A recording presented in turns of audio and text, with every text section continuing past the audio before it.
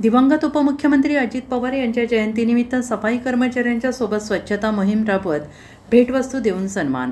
दिवंगत उपमुख्यमंत्री अजितदादा पवार यांच्या जयंतीनिमित्त सांगलीमध्ये राष्ट्रवादी काँग्रेस कामगार आघाडीच्या वतीनं एक दिवस सफाई कर्मचाऱ्यांच्या सोबत हा अभिनव उपक्रम राबवण्यात आला. शहरातल्या महापालिकेच्या सफाई कर्मचाऱ्यांच्या स्वच्छता मोहीम राबवण्यात आली. स्वर्गीय अजितदादा पवार यांच्या जयंती सेवा सप्ताहानिमित्त प्रभाग क्रमांक 9 मधील शिंदेमळा अहिल्यादेवी होळकर चौकात हे स्वच्छता अभियान पार पडले आणि यामध्ये राष्ट्रवादी पक्षाचे शहर जिल्हाध्यक्ष पद्माकर जगदाळे यांच्यासह राष्ट्रवादी कामगार आघाडीचे पदाधिकारी सहभागी झाले होते. आणि यावेळी स्वच्छता कर्मचाऱ्यांच्या कुटुंबासाठी राष्ट्रवादी कामगार आघाडीच्या वतीनं सेफ्टी किट वाटप करत दिवंगत अजितदादा पवारांची जयंती अनोख्या पद्धतीनं साजरी करण्यात आलेली आहे. राष्ट्रवादी काँग्रेसचे कामगार सेल जिल्हाध्यक्ष मुजफ्फर सनदी आणि जिल्हा काँग्रेस अध्यक्ष सुहासदादा बेलकर यांच्या नेतृत्वाखाली पार पडलेल्या स्वच्छता सन्मान या कार्यक्रमाला उद्योग सेल जिल्हाध्यक्ष माननीय संजयदादा कदम,